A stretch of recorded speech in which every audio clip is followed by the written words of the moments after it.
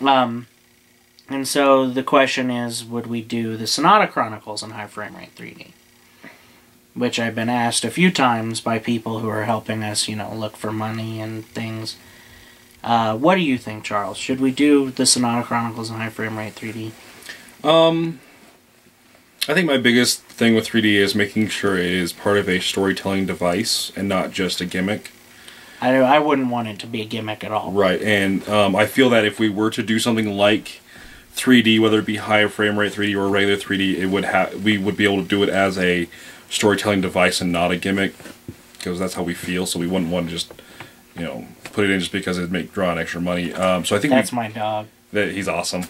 So I think the high frame rate 3D would definitely be an option for us, and especially if so for some of our outside scenes in the desert, I think that would be really beautiful. And maybe some of the action scenes, especially if we're going to have some of like that great action scene we have in the city, kind of your first epic battle. Right. I think that would be beautiful in high frame rate 3D. I think that would be a great one to do, especially with some of the things that go into that particular fight scene. Right. Which I'm not going to tell any of you about because I'm mean. You gotta watch a movie. You do. One of the things I wanted to talk about was the negative. When we went and saw The Hobbit in the high frame rate 3D, none of us had any of those type of. I don't think you did. You got a headache, didn't you? I got a headache. It was my first headache from 3D, actually.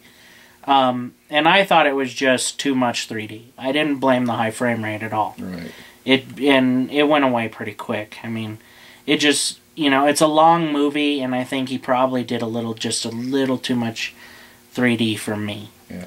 I personally didn't have anything in what it felt like to me when reading some of the reports on that. It kind of felt like what they were doing with the Blair Witch when that came out. If y'all remember, that was one of the first found footage films that came out, and people were complaining about nausea and vomiting and stuff like that because of this new style. And it was only a very few actual incidents of that happening in theaters during the Blair Witch because of the film style. And it kind of feels like they try and do that every time some new technology comes out. They did it with conventional 3D with the headaches and nausea, and that does happen a little bit more frequently. I tend to get more headaches depending on the movie.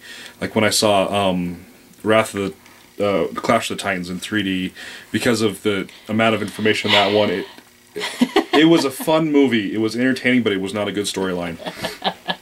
But because of how bright and sparkly that movie was, I did get a headache from that. And same thing with Avatar in 3D. It was so much bright information that it did kind of give me a headache. I didn't get nauseous or anything, but I thought The Hobbit was more overlit than Avatar myself. I agree, but I think the high frame rate actually made it so I didn't get a headache. I was able to process that information in a more natural sense than struggling to, process everything at my normal speed versus the high frame rate. So actually, I did not get I didn't have any negative effects whatsoever with the Hobbit, and it kind of made the experience a little bit that much better for me.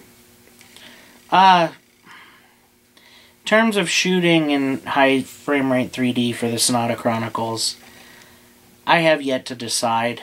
Part of the benefit to it is, you don't have to spend extra money to do it. Right. Most cameras can run high frame rate. I don't know if, most cameras can run at 60 frames a second at least. Mm-hmm.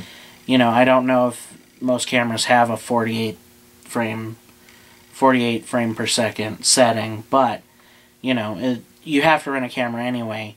A lot of editing systems have already moved to accommodate it. So